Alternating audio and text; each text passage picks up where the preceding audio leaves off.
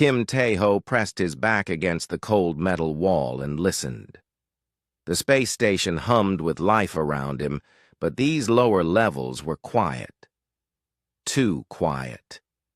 He checked his weapon one more time and looked at the scanner in his left hand. The red dot was close now, maybe 50 meters ahead in the cargo bay. "Sunmi, are you in position?" he whispered into his comm. "Ready when you are," came the soft reply. Park Sunmi was somewhere above him, watching through the security cameras she had hacked. She was good at that kind of thing, better than anyone he knew. Tae-ho moved forward slowly. New Busan Station was like a small city floating in space, with thousands of people living and working here. Most of them were human, but there were others too.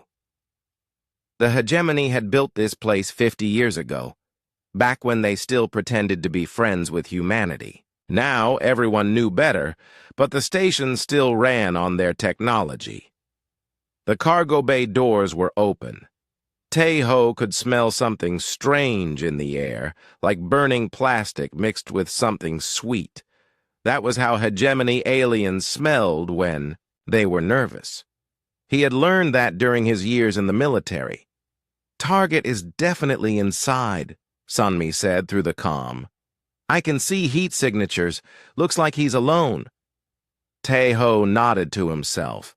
The target was named Klexin, a small-time smuggler who moved illegal goods between human and hegemony space. Nothing special, just another job. But lately, these simple jobs had been paying very well, and Tae-ho needed the money. He stepped into the cargo bay with his weapon ready. The space was huge, filled with containers stacked 3 high. Perfect place for someone to hide. The lights were dim, casting long shadows between the metal boxes. "I know you're here, Klexin," Tae-ho called out. "Make this easy for both of us." A sound came from behind a green container to his right. Not footsteps, but something else. The hegemony moved differently than humans, more like they were sliding than walking. "Human hunter," a voice said from the shadows. The words came out wrong, like the speaker had too much spit in their mouth. "You should not have come here." "I go where the job takes me," Tae-ho replied. He moved toward the voice, keeping his weapon up. "You're worth good money to the right people." Klexin stepped out from behind the container. He looked like most of his species, tall and thin, with gray skin that seemed to shine under the lights.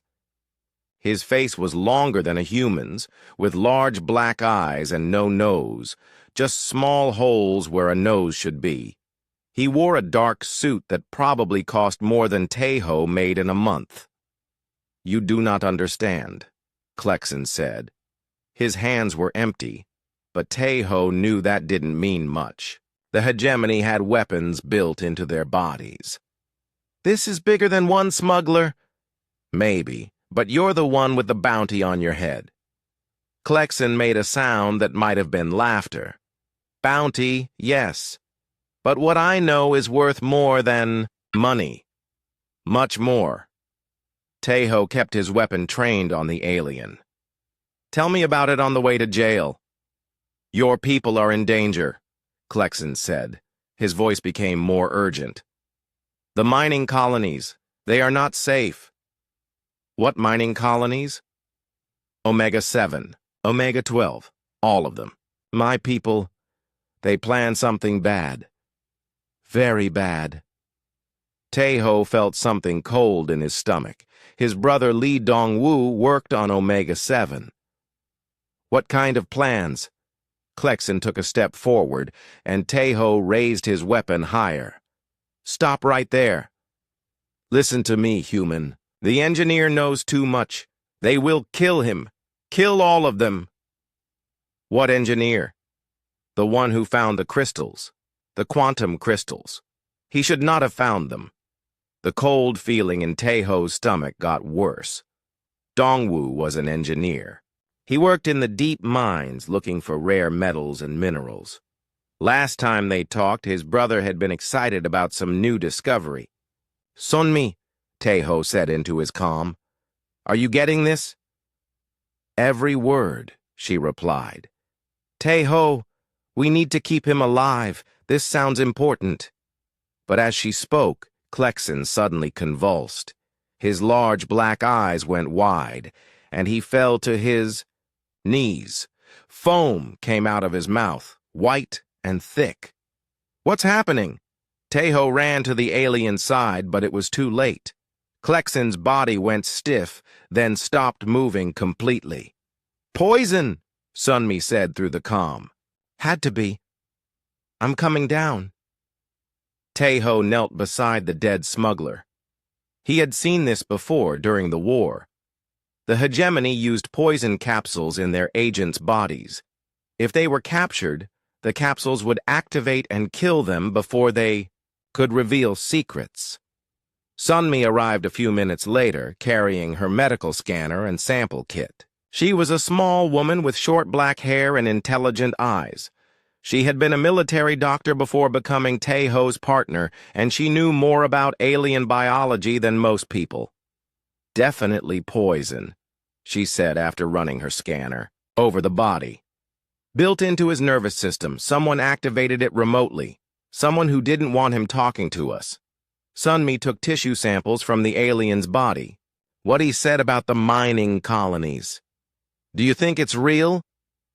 Taeho stood up and looked around the cargo bay. "Let's find out what he was smuggling."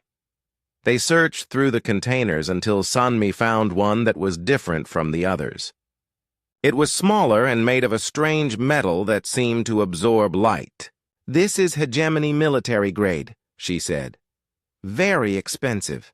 Inside the container, they found weapons. Not the simple energy pistols that civilians could buy, but real military hardware, plasma rifles, explosive charges, and something that looked like a communication device. Sunmi plugged her computer into the communication device. "It's encrypted, but I can break it. Give me a few minutes." While she worked, Taeho tried to call his brother. The call went to voicemail. That wasn't unusual. The mining colonies had poor communication signals. But it made him nervous. "Got it," Sunmi said. "These are shipping records. Weapons going to 12 different locations. All of them human colonies." "What kind of weapons?" "The kind you use to attack a place, not defend it." She looked up at him with worry in her eyes. "Taeho, these aren't for the colonies. They're for attacking the colonies." Taeho felt his heart beating faster. "Show me the list." Sunmi turned her computer screen toward him. There were 12 names on the list, all human mining colonies on the outer edge of human space. Omega-7 was third on the list. "We need to warn them," Taeho said. "Already trying," Sunmi replied, her fingers moving quickly over her keyboard. "But the communication relays are down, all of them." "All of them?" "Every single relay between here and the outer colonies. That's not an accident." Taeho grabbed his comm and tried to reach his brother again. Still nothing. He tried the colony's main office, the security team, even the local bar where Dongwu liked to drink after work. Nothing. "How long to get to Omega-7? He asked. Sunmi was already calculating. "If we take my ship and push the engines hard, maybe 18 hours. "Then we go now."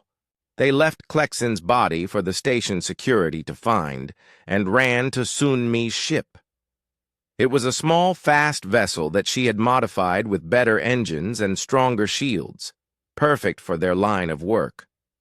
As they lifted off from New Busan Station, Taeho tried one more time to reach his brother. The call went through, but all he heard was static.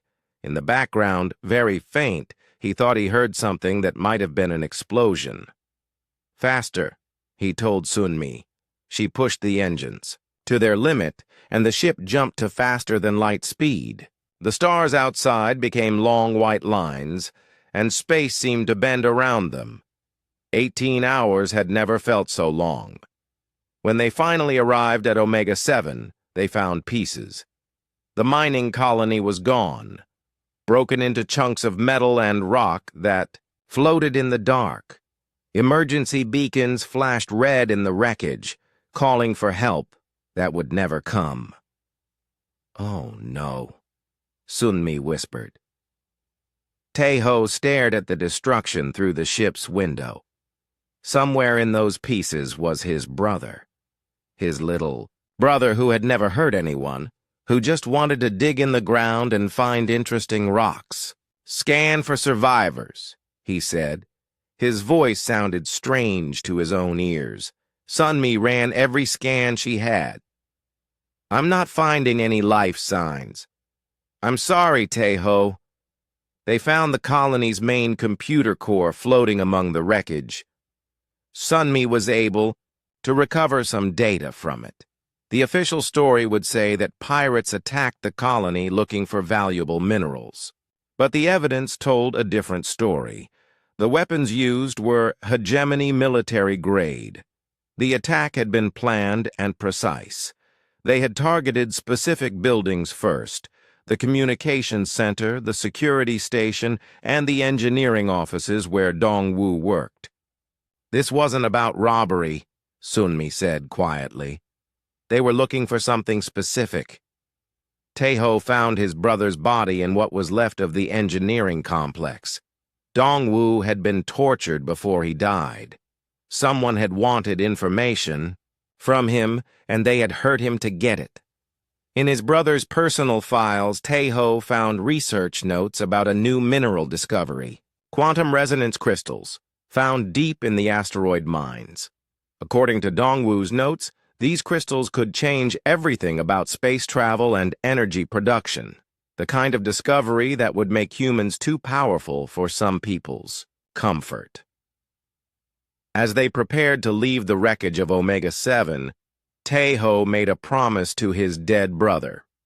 Someone had killed Dongwu not for money or territory, but because he had learned something he wasn't supposed to know.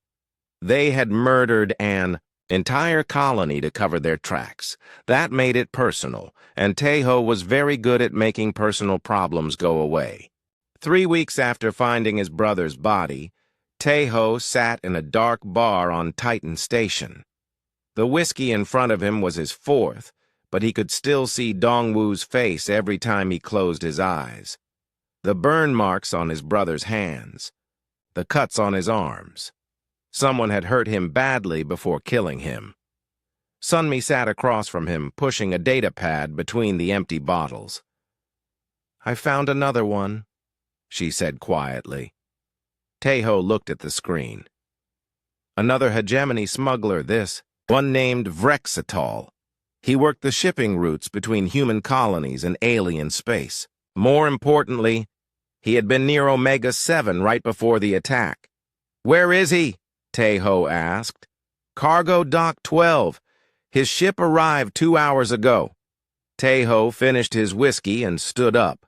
The alcohol made everything fuzzy around the edges, but the anger was still clear and sharp.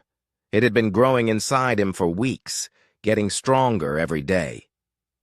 They walked through Titan Station's busy corridors.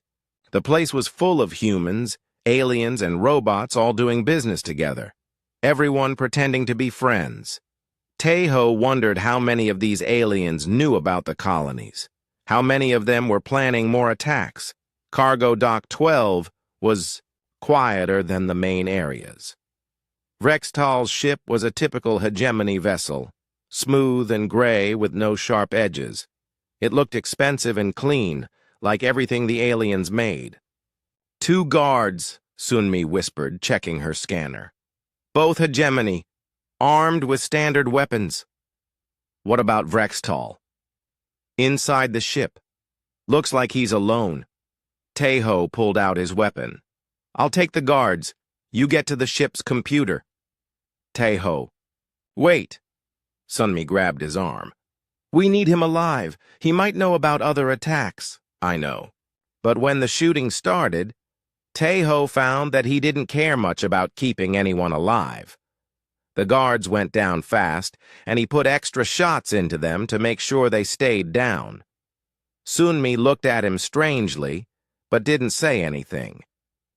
They found Vrextal in his ship's control room. He was taller than Klexen had been, with darker gray skin and scars on his face. When he saw them, he reached for a weapon. Taeho shot him in the hand before he could grab it. Vrextal screamed and fell to the floor, holding his injured hand against his chest. "That was for my brother," Taeho said. He pointed his weapon at the alien's head. "The next one will be for me." "Please," Vrextal said in broken human language. "I did nothing wrong." "You were at Omega-7. "No, I was never there." Taeho shot him in the foot. Vrextal screamed again, louder this time. "Taeho!" Sunmi said. She sounded worried. "He's lying." Taeho moved closer to the wounded alien. "I can smell the lies on him, sweet and sick, just like the rest of his kind." "I will tell you," Vrextal said quickly. "But not here. Too dangerous. Talk now, or I start shooting parts of you that you really need." Vrextal looked around the control room like he was afraid someone was listening. "Your brother found something. Something we could not let humans have."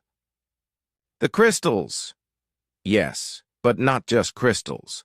The crystals are fuel for new engines that would make human ships faster than ours." Sunmi was working at the ship's computer while Taeho questioned the alien. "I'm finding shipping records," she said. "Weapons deliveries to all the outer colonies." "Not deliveries," Vrextal said. "Supplies for the attack teams." Taeho felt the anger getting hotter in his chest. "How many colonies?" "All of them. Every human mining operation in the outer systems." "How many people?" Vrextal didn't answer fast enough. Taeho shot him in the other foot. 50,000, the alien screamed. "Maybe more. 50,000 people, men, women, children, all killed, to keep humans from getting too powerful. All killed like his brother." "Who gave the orders?" Taeho asked. "I do not know names, but the orders came from high up, very high up." Sunmi looked up from the computer. "Taeho, look at this." The screen showed a list of names, human names, government officials, military officers, corporate executives. All of them had received payments from hegemony accounts. "What is this?" Taeho asked. "Your own people," Vrextal said. "They knew about the attacks. They helped plan them." The anger in Taeho's chest exploded into something bigger and hotter. Bad enough that aliens had killed his brother, but humans had helped them do it. "Names," he said to Vrextal. "I want names." But before the alien could answer, his body started shaking. His eyes rolled back, and foam came out of his mouth. "Just like Klexen." "No," Taeho said. He grabbed Vrextal by the throat. Not this time, but it was too late. The alien died with a final convulsion. Taking his secrets with him, Sunmi ran her scanner over the body. "Same poison as before. Someone is watching these smugglers, making sure they don't talk too much." Taeho kicked the dead alien's body. It felt good, so he did it again. "Copy everything from the computer," he said. "Every file, every message, every transaction." While Sunmi worked, Taeho searched the ship.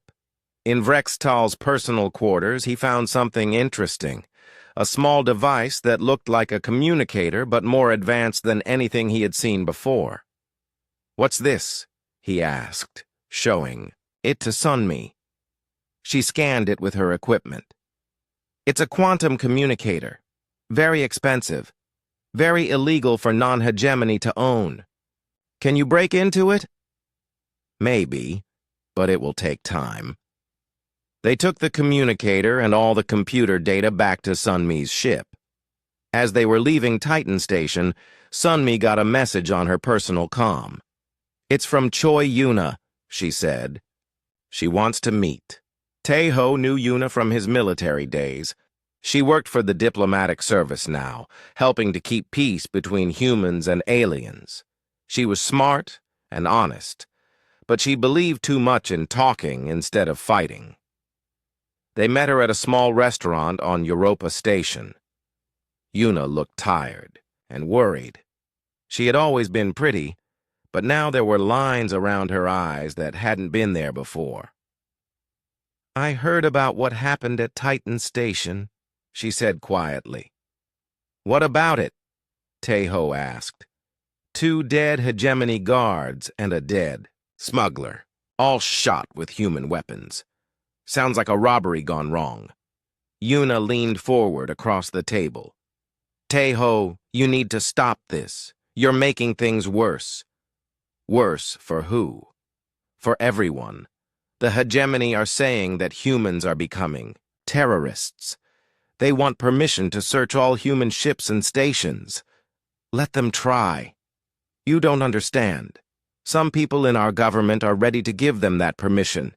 They're scared of a war." Sunmi put her hand on Taeho's arm before he could say something angry. "What do you know about the colony attacks?" she asked Yuna. Yuna looked around the restaurant to make sure no one was listening. Officially, they were pirate attacks. Random. Violence by criminals looking for easy money. And unofficially? Unofficially, some of us have questions. The attacks were too well coordinated, too precise. Pirates don't usually have military-grade weapons. Taeho showed her some of the data they had taken from Vrextal's ship. "What do you think of this?" Yuna read through the files on Sun Mi's data pad. Her face got paler as she read. "This can't be real," she said finally. "It's real, and there's more where that came from. If this information is accurate, then some very important people are in big trouble." "Good." Yuna closed the data pad and pushed it back across the table.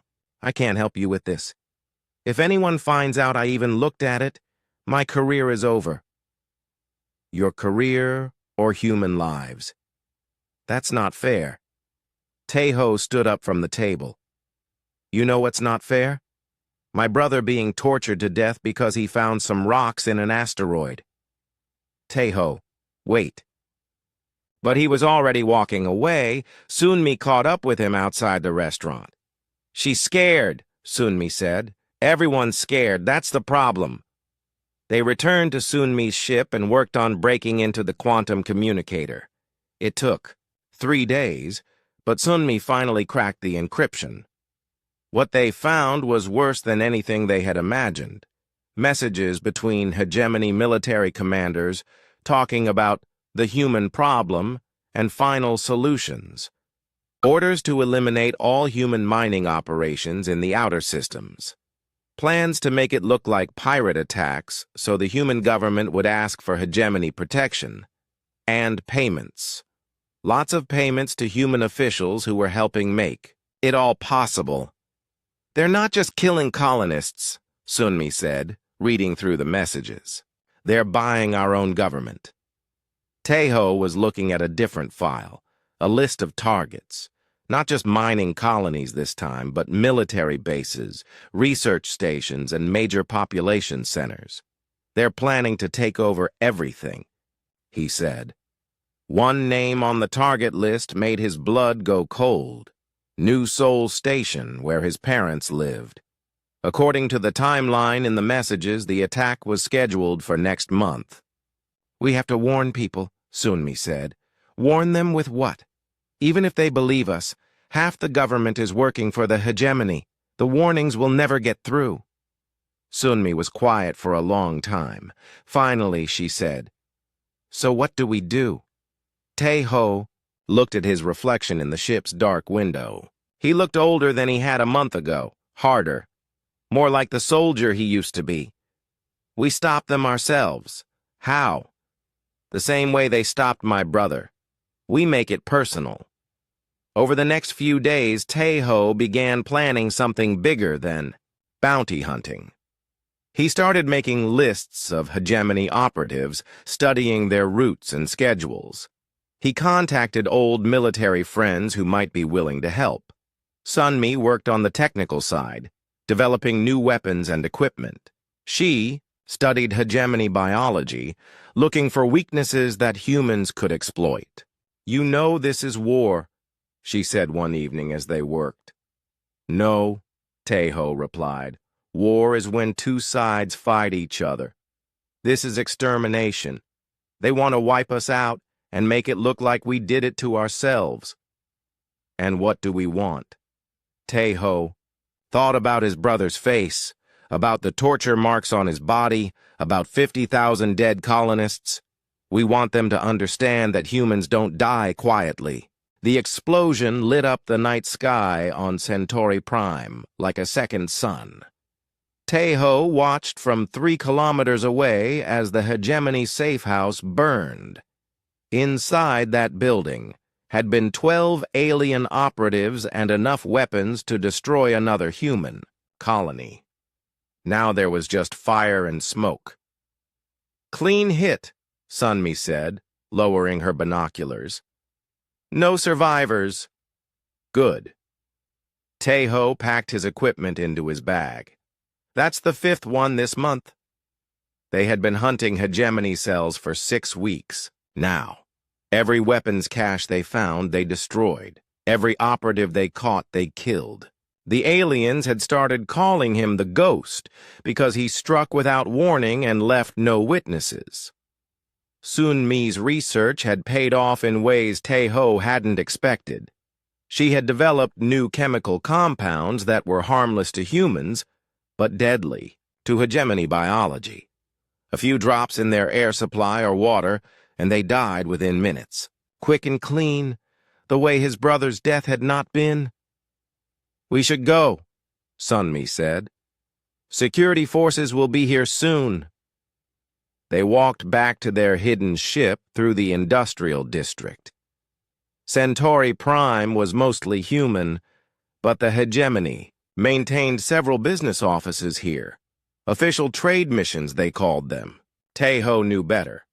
Their ship was a new one, stolen from a hegemony courier 3 weeks ago. Sunmi had modified it with human weapons and better shields. It looked alien from the outside but thought like a human on the inside. As they lifted off, Taeho's communicator buzzed. The message was from Captain Han Ju-won, his old commanding officer from the war. "We need to talk," the message said. "Urgent." They met Han at a military supply depot on the edge of the system. He was waiting in his office, still wearing his uniform but looking tired. Han had always been a good soldier and a better man. If he wanted to talk, it was important. "You're making a lot of noise," Han said when they sat down.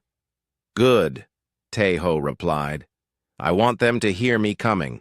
The problem is everyone else hears you too, including people who used to be on your side." Han activated a privacy shield around his desk. The air shimmered slightly, and the sounds from outside became muffled. "I'm under orders to bring you in," Han said quietly. "Both of you." Sunmi tensed, but Taeho remained calm. "What are the charges?" "Terrorism, murder, destruction of alien property. Take your pick." "And what do you think?" Han was quiet for a long moment. "I think you're doing what needs to be done. But I also think you're going to get a lot of good people killed if you keep this up. The hegemony are already killing good people. I know. That's why I'm here." Han opened a drawer in his desk and pulled out a data chip. "This contains everything my intelligence people have gathered about hegemony operations in human space. Routes, schedules, personnel files, everything. Tae-ho took the chip. "Why are you helping us?" "Because I read the files you sent to the news networks, the ones about the colony attacks." Han's face was grim. "I lost friends on those colonies. Good soldiers who retired to peaceful lives only to get murdered by the people we're supposed to be making peace with." "What about your orders?" "My orders assume you're still on this planet, which you won't be after this conversation." They talked for another hour. Han told them about increased hegemony military movements near human space, warships disguised as trade vessels, weapons shipments to research facilities that didn't exist. Most disturbing of all, human officials who were actively helping the aliens plan their next moves. "How high does it go?" Sunmi asked. "Higher than you want to know," Han replied. "But not everyone. There are still people in the military who remember what we're supposed to be fighting for." When they left the depot, Tae-ho felt something he hadn't felt in weeks. Hope, not much, but enough.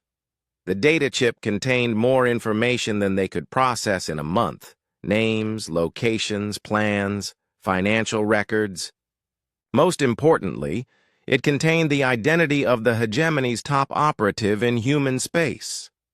Vexatar, a crime lord who had been operating in the outer systems for 20 years. According to the files, he was the one coordinating the colony attacks. He was also the one who had put a bounty on Tae-ho's head. "Big bounty," Sunmi noted, reading the file. 2 million credits, dead or alive." "I'm flattered. He's not operating alone. Look at this." Sunmi showed him an organizational chart. Vextar had connections throughout the hegemony government and military.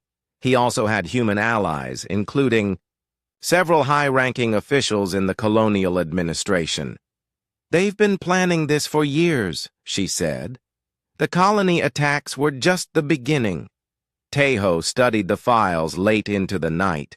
The more he read, the angrier he became. The hegemony hadn't just killed his brother. They had been systematically preparing to destroy human civilization, piece by piece. The quantum resonance crystals that Dong-Wu had discovered were the key to everything. With those crystals, humans could build faster ships, better weapons, and energy systems that didn't rely on alien technology.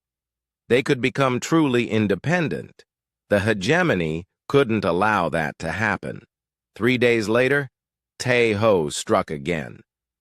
This time, the target was a hegemony transport ship carrying weapons.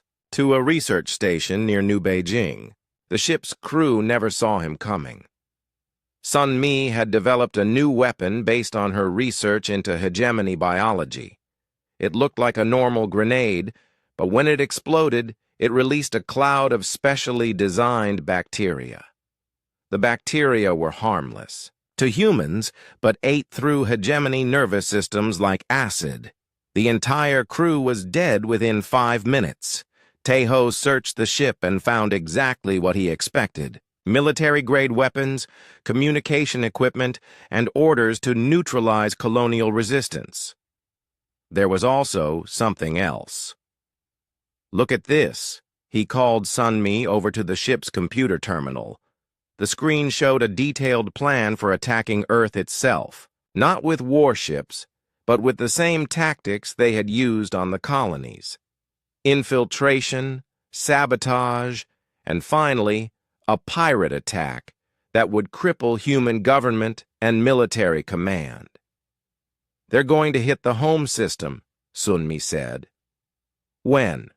"According to this, in 6 weeks. Tae-ho copied all the files and set charges throughout the ship. As they flew away, the transport exploded in a ball of white fire. Another message to anyone who was paying attention, but Vextar was paying attention too. 2 days after destroying the transport, they were ambushed at a fuel station on the edge of human space. 6 hegemony fighters attacked without warning, using military-grade weapons that should have been illegal in neutral space. Sunmi piloted their ship through the attack with skill that impressed even Tae-ho. She rolled and dove between the enemy fighters using the fuel station structures as cover. But they were outnumbered and outgunned. "I can't shake them," she said through gritted teeth. "Then we don't run." Tae-ho activated the ship's weapon systems. They had modified the guns with human technology, making them more powerful than the original hegemony designs. The first enemy fighter died in a burst of plasma fire. The second exploded when Sunmi rammed it with their stronger shields. The remaining 4 fighters regrouped and came at them together. It should have been suicide to fight 4-to-1 odds, but Tae-ho had learned something important during his weeks of hunting aliens. The hegemony were predictable. They followed patterns, used standard tactics, and never adapted when those tactics failed. Humans were different. Humans improvised. "Ramming speed," he told Sunmi. "That's crazy." Exactly. She aimed their ship directly at the lead fighter and accelerated. At the last second, she rolled to the side and fired all weapons into the enemy's unprotected flank. The fighter exploded so close that debris bounced off their hull. The remaining 3 fighters tried to surround them, but Sunmi was ready. She had studied their attack patterns during the first part of the fight. When they moved left, she was already turning right. When they fired where she had been, she was already somewhere else. Within 10 minutes, all 6 attackers were destroyed. "Not bad for terrorists," Sunmi said, checking their ship for damage. But the attack had sent a message.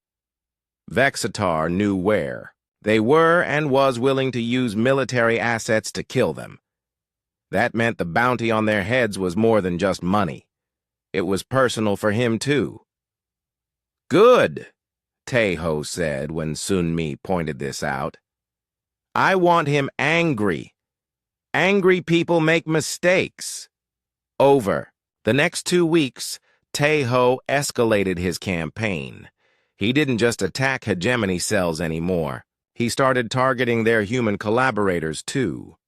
A colonial administrator who had helped plan the Omega-7 attack died in his office, killed by one of Sunmi's biological weapons.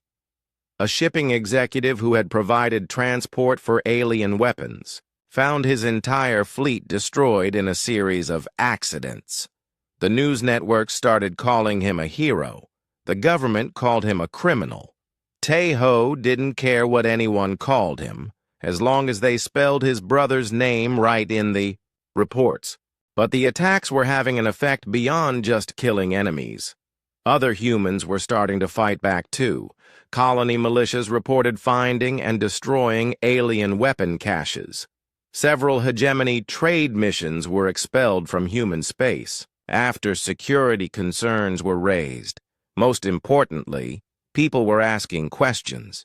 Why were there so many weapons being shipped to research stations? Why did pirate attacks always seem to target the most valuable human colonies?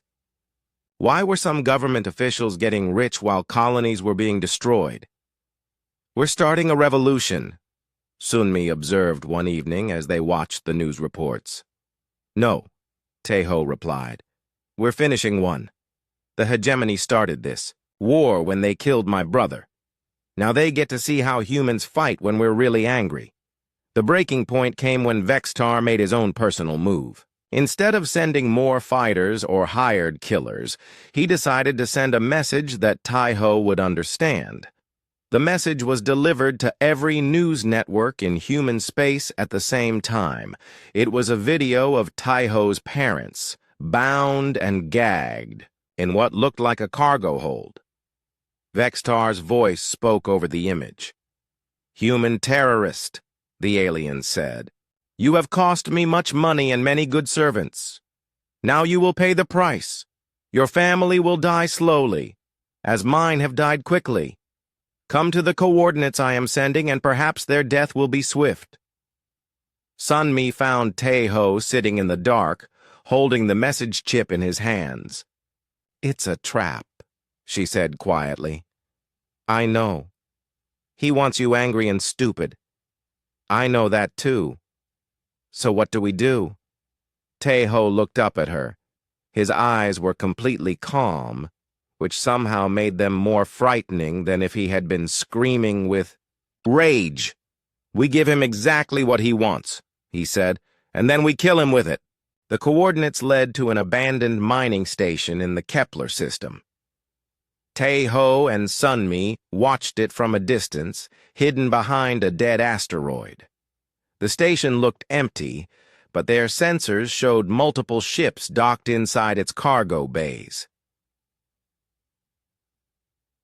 23. Heat signatures, Sunmi reported. All hegemony, plus whatever prisoners they have. Defenses? Military-grade shields and weapons. This isn't just a trap, it's a fortress. Tae-ho studied the station through his scope. It had been built by humans 50 years ago, back when they still thought the hegemony were friends. Now the aliens were using it as a base to hurt the same people who had built it. There, Sunmi pointed to a section of the station. Life support readings suggest human prisoners in that area. My parents? Probably. The biosignatures match human norms. They spent 6 hours studying the station, mapping its defenses and looking for weak points. Sunmi hacked into the old construction databases to get the original blueprints. Tae-ho contacted Captain Han and asked for a favor. You're really going in there? Han asked over the encrypted comm. They have my parents. It's suicide. Even if you get inside, you'll never get out alive. Maybe, but they'll know I was there. Han was quiet for a long moment. What do you need? Military assault gear, the best you have. I can't officially give you anything, then unofficially lose some equipment. 2 hours later, a military supply pod accidentally drifted away from Han's ship and was salvaged by Sunmi. Inside were weapons, armor, and explosives that weren't supposed to exist in civilian hands. This is enough firepower to level a city block, Sunmi said, checking the equipment. Good. I want to make sure they remember this. But as they prepared for the assault, Sunmi made a discovery that changed everything. She had been analyzing the captured hegemony communication data, looking for patterns and weaknesses. What she found was bigger than Vextar, bigger than the colony attacks, bigger than anything they had imagined. Tae-ho, look at this. The data showed communication between Hegemony Military Command and something called the Council of Races. According to the messages, humans weren't the only species being targeted. The hegemony had been systematically destroying any race that showed signs of becoming too advanced or too independent. 17 different species in the last century, Sunmi read from the files. All of them eliminated or enslaved using the same methods they're using on us. The quantum crystals? That's just the latest excuse. Before that, it was fusion technology. Before that, it was artificial intelligence. Anytime a species develops something that might threaten hegemony dominance, they get labeled as dangerous and marked for elimination. Tae-ho felt something cold and hard settle in his stomach. How many people are we talking about? Billions, maybe trillions. Entire civilizations wiped out and recorded as natural disasters or civil wars or pirate attacks. The scope of it was almost impossible to understand. The hegemony weren't just criminals or conquerors. They were executioners, systematically, murdering any species that might someday challenge their power. There's more, Sunmi said. Her voice was shaking. The humans who are helping them, they know about the other species, and they're helping anyway. She showed him financial records that went back decades. Human officials receiving payment for consulting services and cultural exchange programs. In reality, they were being paid to help identify which human technologies and discoveries posed the greatest threat to hegemony control.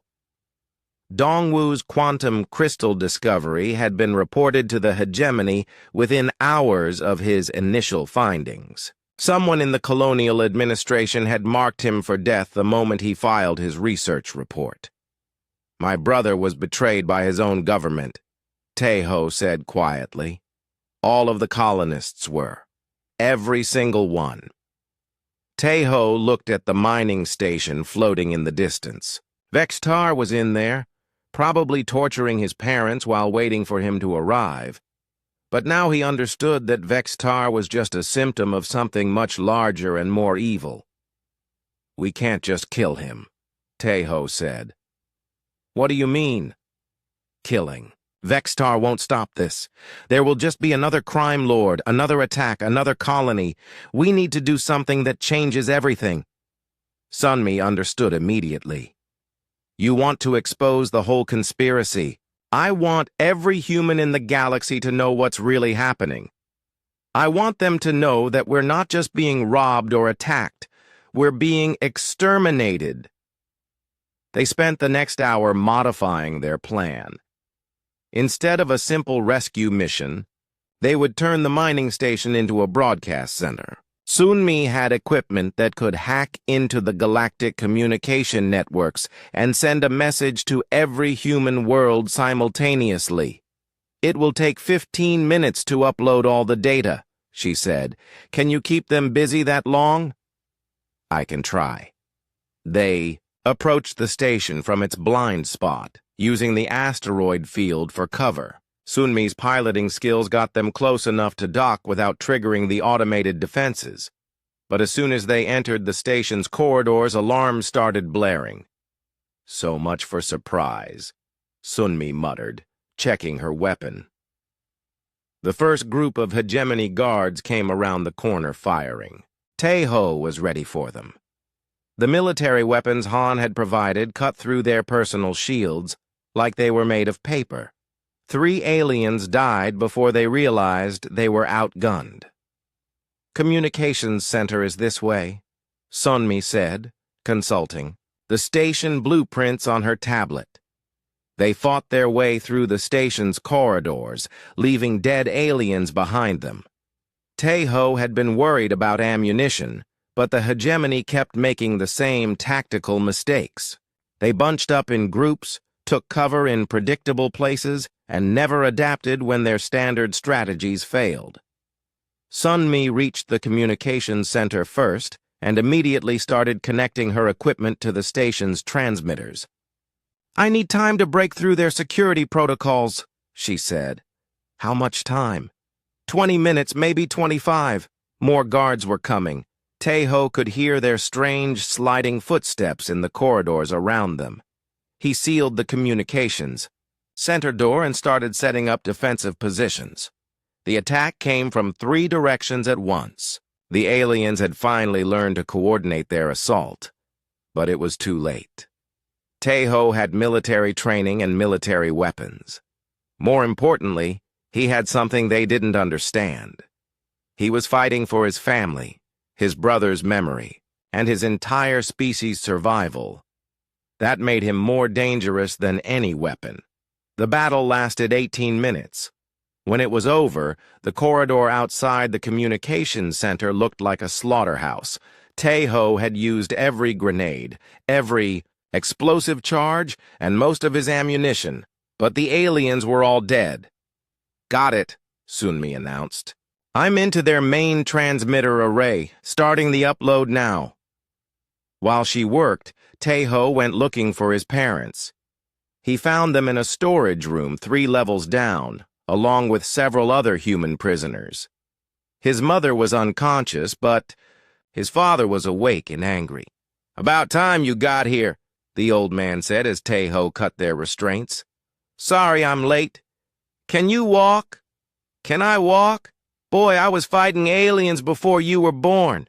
Taeho helped his parents and the other prisoners back to the communications center. Sunmi was still working at the transmitter controls, her fingers flying over the keyboard. Upload is at 60%, she reported. But we have a problem. Vextar isn't here. What do you mean? I've scanned the entire station. He's not aboard. Before Tae-ho could respond, every screen in the communications center lit up with the same image.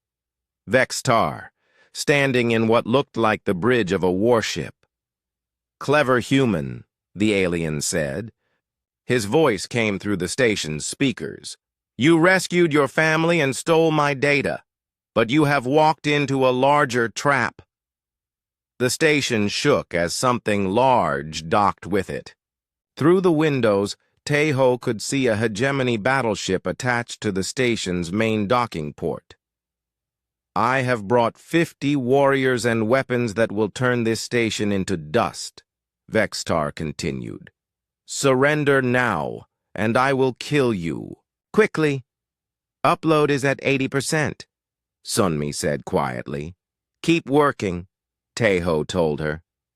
He turned to his father. Can you use a weapon? Give me something that shoots and I'll show you. Tae-ho distributed the remaining weapons among the prisoners. Most of them were colonists who had survived other attacks. They knew how to fight.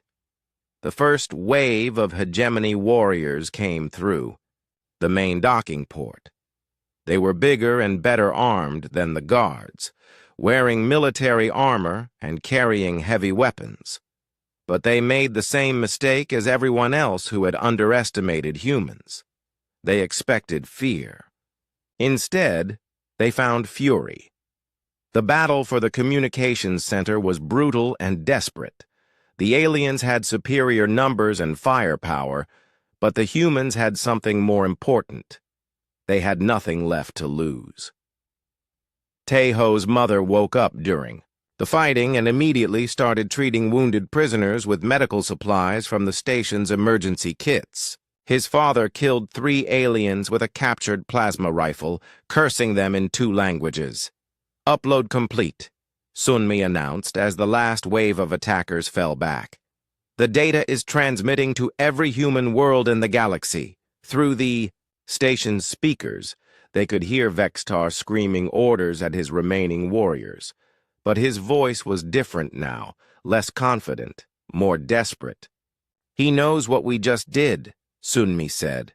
Good. Let him panic. The transmission included everything. The colony attacks, the human collaborators, the conspiracy to exterminate other species, the financial records, the communication intercepts. Every crime, every secret, every lie the hegemony had told about their peaceful intentions. Within hours, every human in the galaxy would know the truth. And once they knew, Tae-ho was certain of one thing. Humans didn't forgive genocide, and they never forgot who their enemies were. What now? His father asked, reloading his captured weapon. Tae-ho looked out the window at the hegemony battleship. Now we go kill the bastard who started this. The transmission had been going out for 3 hours when the first human warships arrived. Tae-ho watched through the station's sensors as military vessels dropped out of faster-than-light travel all around the Kepler system.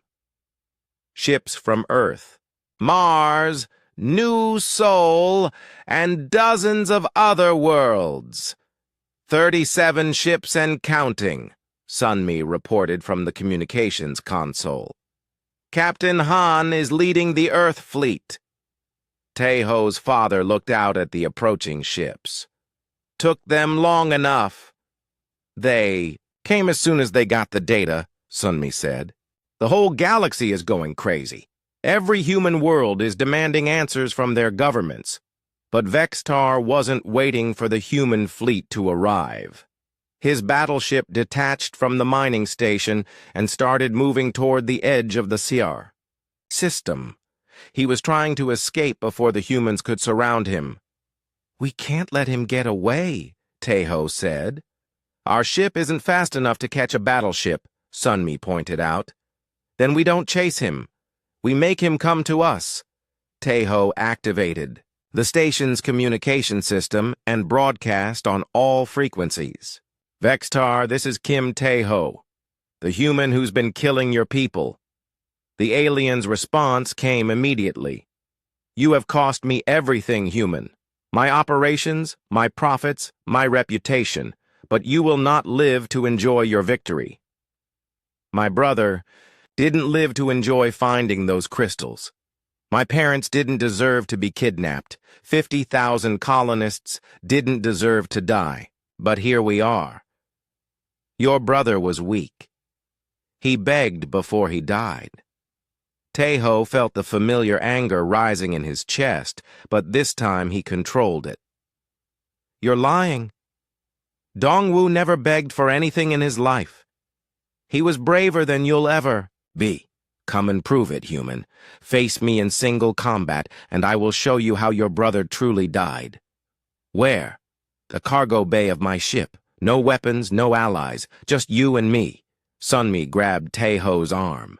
It's a trap. He'll have guards, waiting. I know. Then why are you considering it? Taeho looked at the hegemony battleship on the screen. It was massive, armed with enough weapons to destroy a small moon, but it was also moving away from the approaching human fleet, and Vextar was desperate. Because he's scared, Taeho said. Look at how he's running. The data we transmitted isn't just exposing his crimes, it's destroying his entire organization. He needs to kill me to save face with his bosses. And you need to kill him for your brother. No, I need to kill him. For everyone he's murdered, and everyone he was planning to murder. While they talked, reports were coming in from across human space. The transmitted data had triggered uprisings on dozens of worlds. Human governments were being forced to explain their connections to hegemony operations. Military units were defecting rather than follow orders from compromised commanders. Most importantly, the colonies were fighting back. Mining stations that had been marked for destruction were now armed and ready. Trade routes that the hegemony had controlled for decades were being blockaded by human ships. It's working, Sunmi said, reading the reports. Humans everywhere are turning against the hegemony, but the aliens weren't giving up without a fight. Intelligence reports showed hegemony warships massing at the edge of human space. They were preparing for a full-scale invasion, hoping to crush human resistance before it could organize. How long do we have? Taeho asked. According to this, maybe a week before they attack Earth directly. That changed everything. Taeho had been thinking about personal revenge, but now he realized the scope of what they were facing. This wasn't just about his brother anymore. This was about the survival of human civilization. I'm going aboard his ship, he said. Taeho, no. Not for revenge. For information. Vextar knows the hegemony battle plans. He knows which worlds they're planning to hit first and how they're planning to do it. Sunmi stared at him. You're going to interrogate him. I'm going. To make him tell me everything he knows about the invasion. Then I'm going to kill him. The human fleet was close enough now to provide cover fire. Taeho contacted Captain Han and explained his plan. That's the stupidest idea I've ever heard, Han said over the comm, and I've heard a lot of stupid ideas. Do you have a better one? Yes. We blast his ship into pieces and go home. And let the invasion fleet attack Earth while we're celebrating? Vextar has information we need. Han was quiet for a long moment. What do you need from us? Keep his ship from running. Make sure he can't escape the system. And if I don't come back, make sure someone else finishes what I started. You're not going alone. I have to. He won't talk if he thinks it's a military operation. Then take this. Han transmitted a data packet to their ship. New intelligence about hegemony ships and weapons. Sunmi's biological research combined with our military technology. The data included schematics for weapons that combined human engineering with Sunmi's knowledge of alien biology. bullets that would dissolve hegemony armor, gases that would shut down their nervous systems, explosives that would turn their own ship's atmosphere against them. Impressive, Sunmi said, reviewing the designs. Your military friends have been busy. Can you make any of this? Give me 2 hours and the station's fabrication equipment. While Sunmi worked on building the new weapons, Taeho prepared for what might be his last mission. He recorded messages for his parents, his old military unit, and anyone else who might need to continue the fight if he didn't return. But mostly, he thought about his brother. Dongwu had been a peaceful man who loved digging in rocks and finding beautiful things. He had never hurt anyone, never threatened anyone, never wanted anything except to understand how the universe worked. The hegemony had killed him for that curiosity. They had tortured him, murdered him, and destroyed his entire colony just to keep humans from learning too much. That was the real crime. Not just the deaths, but the attempt to keep humanity ignorant and weak. The hegemony didn't just want to rule other species. They wanted to make sure those species never became capable of ruling themselves. Weapons are ready, Sunmi announced. She had built a small arsenal of devices that looked harmless, but were designed to be devastating to hegemony. Biology. How do they work? This one releases spores that eat through their skin. She handed him a small grenade. This one creates a gas that makes their blood turn solid, and this one is my personal favorite. The last weapon looked like a simple injector pen. What does it do? It delivers a virus that reacts with their enhanced metabolism. Basically, it makes them burn themselves up from the inside. Very painful, very fatal, and it takes about 10 minutes to work. Perfect. Taeho took a small ship from the station's docking bay and flew toward Vextar's battleship. The alien vessel was huge up close, bristling with weapons and armor. But it was also old, built with technology that hadn't changed in decades. Humans, on the other hand, had been adapting and improving their technology constantly.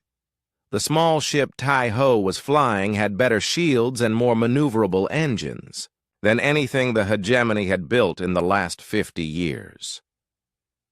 Human ship, came Vextar's voice over the comm. Dock in Cargo Bay 7. Come alone, or I will destroy you. Understood. The cargo bay was exactly what Taeho had expected. Large, empty, and surrounded by hidden weapons and guards. Vextar stood in the center of the bay, wearing ceremonial armor that made him look even taller than usual. So, the alien said as Taeho stepped out of his ship, the famous terrorist comes to die. I came to ask you some questions. I will. Answer only one question. Do you want to die quickly or slowly? Taeho looked around the cargo bay. He counted at least 12 hidden guards and enough firepower to level a city block. But he also noticed something else. The air filtration system was running at maximum capacity, which meant the ship's atmosphere was being recycled every few minutes, perfect for distributing airborne toxins. I want to know about the invasion fleet, Taeho said. What invasion fleet? The one that's planning to attack Earth next week. The one you've been coordinating supplies for. Vextar's large black eyes narrowed. How do you know about that? I know a lot of things. I know about the Council of Races. I know about the 17 species you've exterminated. I know about the humans who helped you plan the colony attacks. Then you know you cannot stop us. Humanity will join those 17 species in extinction. Maybe. But you won't be around to see it. Taeho activated the first weapon Sunmi had given him. It looked like he was just adjusting his belt, but actually he was releasing spores into the air. The spores were invisible and odorless, designed to spread through the ship's ventilation system. You came here to die for nothing. Vextar continued. Your species is weak, divided, and doomed. In 1 week, Earth will burn. In 1 month, every human world will be under our control. Tell me about the attack plan. Why? So you can warn your pathetic leaders? They are already bought and paid for. Half of them are working for us. Which half? Vexitar made the sound that passed for laughter among his species. All of them human. Every single government official who matters has taken our money. Your own people will open the doors for us. Around the cargo bay, some of the hidden guards were starting to cough. The spores were working faster than Sunmi had predicted. Hegemony biology was apparently more vulnerable to biological weapons than anyone had realized. You're lying. Am I? Check your precious Captain Han's bank records. Check your diplomatic friend Yuna's accounts. Check anyone who has had access to classified information in the last 5 years. Teho felt something cold in his stomach. If Vextar was telling the truth, then the human resistance was compromised from the top down. I see you understand now, Vextar said. There is no hope for your species. We have been preparing for this for decades. Then why did you bother kidnapping my parents? Why go through all this trouble for one bounty hunter? For the first time, Vexitar looked uncertain. You were becoming a symbol. Other humans were following your example. We needed to show them that resistance was futile, and instead, you showed them that resistance was necessary. More guards were collapsing now, their breathing becoming labored as the spores ate through their lung tissue. Vextar noticed and activated his personal shield, but it was too late. He had already been breathing the contaminated air for several minutes. "What have you done?" he demanded. "I brought some friends to the party." Teho activated the second weapon, filling the air with the gas that would solidify hegemony blood. Now let's talk about those invasion plans. Vextar was dying, but he was dying slowly. The biological weapons Sunmi had created were working exactly as designed, shutting down his body piece by piece while keeping him conscious and able to talk. His personal shield flickered and died as his nervous system began to fail. "The invasion plan," Teho said again. He pulled out the injector pen Sunmi had given him. "Tell me, or I'll make this much worse for you." You cannot stop it," Vextar gasped. Blood was leaking from his eyes now, dark blue against his gray skin. "Too many ships? Too many worlds?" "How many ships?"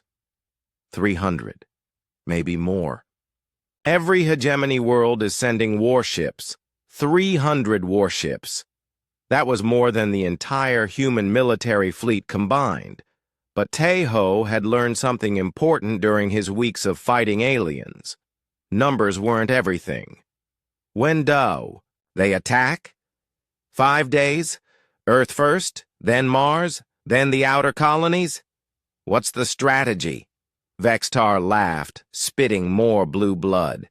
Same as always. Make it look like human ships attacking human worlds. Your own people will beg us to restore. Order! Around them, the hidden guards were all dead or dying. The spores had done their work efficiently, turning the aliens' enhanced biology against them. What had made them superior warriors also made them vulnerable to biological attacks. The human. "Collaborators," Teho continued. "Give me names." "Why?" "You already know some of them. Your friend the diplomat, your military captain, half your government. Yuna and Han are working for you? Not directly, but their accounts show payments from companies we control. They think they are taking legitimate consulting fees. That was almost worse than outright treason. Good people being used without knowing it? Their honest work being turned against their own species? The quantum crystals, Tejo said. What was the real plan? Vextar was getting weaker, his voice becoming harder to understand. Keep humans dependent, give them technology, but never let them understand it. Never let them improve it. And when they try to improve it anyway, kill them. Make it look like accidents or pirates or civil wars. We have done this to 17 species over the last 1,000 years. What happened to those species? Some we enslaved, some we relocated to reservation worlds, some... Vextar paused, coughing up more blood. Some we eliminated completely. Which category were humans assigned to? Elimination. Your species is too violent, too unpredictable. Better to remove you entirely and find more cooperative workers. Tejo felt the familiar rage building in his chest, but this time it was cold and controlled. My brother never hurt anyone. Your brother was developing technology that would have made humans independent. That could not be allowed. So you tortured him. We questioned him. We needed to know how much he had discovered, who else knew, what other research was being conducted. And then you killed him. Of course, along with everyone else who might have learned from his work. Tejo knelt down beside the dying alien. Before you die, I want you to know something. The data we transmitted didn't just go to human worlds. We sent it to every species in the galaxy. All 17 of the races you claim to have eliminated, some of them survived. And now they know what you did to them. Vexatar's eyes widened. Impossible. We were thorough. You were thorough on the home worlds, but people scatter when they're being hunted. Some found hiding places, some found new worlds, some learned to disguise themselves. They've been waiting for someone to expose the truth. You are lying. Check the communication logs from your own ship. See how many different species are responding to our transmission. See how many of them are calling for justice. Vextar tried to access his ship's computer, but his hands were shaking too badly to operate the controls. Tejo helped him, bringing up the communication console. The screen filled with incoming messages from across the galaxy. Species that the hegemony had declared extinct were announcing their survival and demanding answers. Worlds that had been listed as uninhabited were revealing thriving civilizations that had been hiding for centuries. We killed billions, Vextar whispered. Yes, and now everyone knows. The Council will not allow this. They will send more fleets, more weapons. Let them try. You made one critical mistake when you decided to exterminate humanity. What? Mistake? Tejo stood up and looked down at the dying alien. You united us.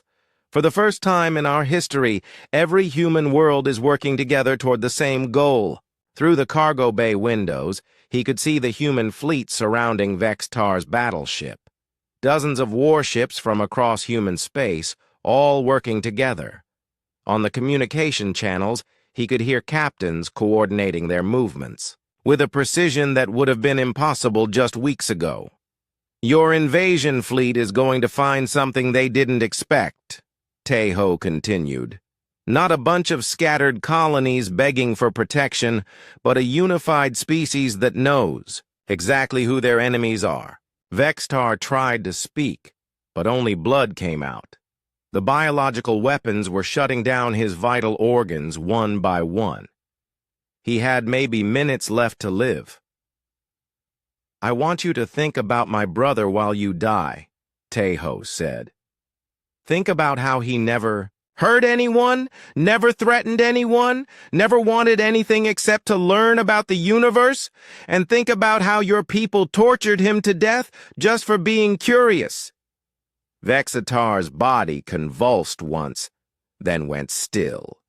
the alien crime lord, who had orchestrated the deaths of 50,000 colonists, was dead. But Tejo wasn't finished. He accessed the battleship's computer systems and downloaded everything: battle plans, communication logs, financial records, personnel files, every secret the hegemony had tried to hide. Then he set charges throughout the ship and prepared to leave. But first, he activated the ship's communication system one more time.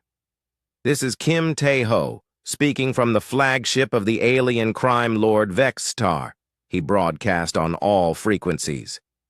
"Vextar is dead. His organization is destroyed. And in 5 days, a hegemony invasion fleet will attack Earth." He paused, looking around the cargo bay filled with dead aliens. "They think we'll surrender when we see their superior numbers. They think we'll beg them to save us from ourselves. They're wrong." The charges he had set were timed to detonate in 10 minutes, giving him time to get back to his small ship and clear the blast radius. But before he left, he had one more message to send. To every human listening to this broadcast, we are not alone in this fight. 17 other species have survived hegemony genocide attempts, and they're ready to stand with us. We are not the first to face this threat, but we're going to be the last. He climbed into his ship and launched from the cargo bay just as the first explosions began. Vextar's battleship came apart in sections, each blast carefully calculated to destroy vital systems while leaving the main computer core intact long enough for human intelligence teams to recover it. The human fleet was already moving, spreading out to defensive positions around the major population centers. But they weren't just defending anymore. Intelligence gathered from Vextar's ship had revealed the locations of hegemony staging areas and supply bases. Captain Han contacted him as he flew back to the mining station. "Nice work," Han said, "but we have a problem." "What kind of problem?" "The kind where some of our own people are trying to surrender before the fighting even starts." Tejo wasn't surprised. Fear made people do stupid things, and the idea of facing 300 alien warships was terrifying. But fear also made people forget important things. "Tell them about the other species," he said. "Tell them we're not fighting alone." Already doing that. But some of the government officials are still trying to negotiate. The ones who took hegemony money, among others. They're claiming that resistance will only make things worse. Then arrest them. On what charges? Treason, conspiracy, accessory to genocide. Take your pick. Over the next 4 days, the galaxy transformed in ways that no one had expected.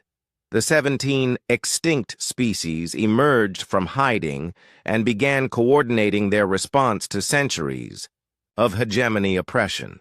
Ancient grudges and recent crimes combined into an alliance that spanned thousands of worlds. Humans found themselves at the center of this alliance, not because they were the strongest or the smartest, but because they had been the first to expose the truth. Tejo's transmission had done more than reveal hegemony crimes. It had given hope to billions of beings who had thought they were alone. When the invasion fleet finally arrived at Earth, they found something unprecedented in galactic history. Not just human warships, but vessels from dozens of species, all working together, with a coordination that military planners had thought impossible. The battle lasted 3 days. When it was over, the hegemony invasion fleet was destroyed. Their homeworlds were under siege by the species they had tried to exterminate, and their government was collapsing under the weight of revealed atrocities. Tejo watched the final battle from the bridge of a human cruiser, standing next to Sunmi and his parents. The last hegemony ship exploded in a burst of light that was visible from Earth's surface. "Is it over?" Sunmi asked. "This part is," Tejo replied. "But there's still a lot of work to do."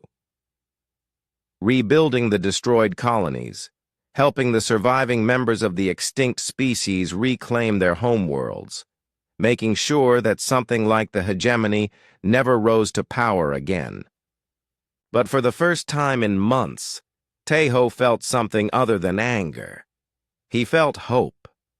His brother's death had started as a personal tragedy, but it had become something larger. Dongwu's curiosity about quantum crystals had accidentally triggered the end of a 1,000-year reign of terror. He would have liked this, Tejo said, thinking about his brother. What? His father asked. Dongwu always said that knowledge was the most powerful force in the universe. He was right. The knowledge of what the hegemony had done, spread across the galaxy by a bounty hunter's quest for justice, had brought down an empire and freed billions of beings from oppression. It had started personal, with one man's need to avenge his brother's murder. But it had become something universal, proving that even the mightiest tyrants could fall when their victims finally learned to work together. And in the end, that made all the difference.